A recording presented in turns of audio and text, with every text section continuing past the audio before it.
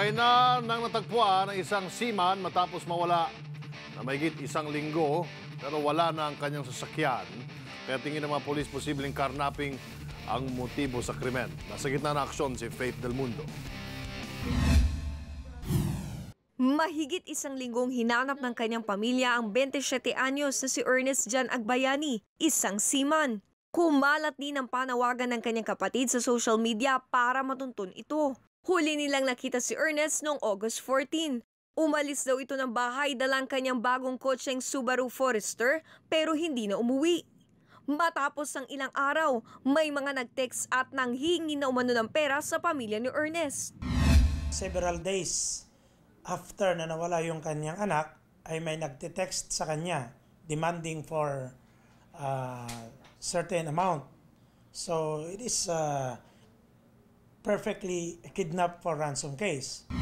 Noong 18 ng Agosto, isang bangkay ng lalaking natagpuan sa Tagaytay. Nakagapos ang kamay nito at binalot ng plastik ang ulo. At nitong Miyerkules lang, nakumpirma ang bangkay ito na nawawalang biktima. Hope for the best, but expect the worst. Ito na yatang worst. Kasi hindi namin ma-identify, naghanap ako, pero through record, dental record, we found out na siya pala yun. Ayon sa NBI, karnaping at kidnapping ang posibleng motibo sa krimen. Isa sa mga leads yan na pinupurso natin, karnaping and robbery.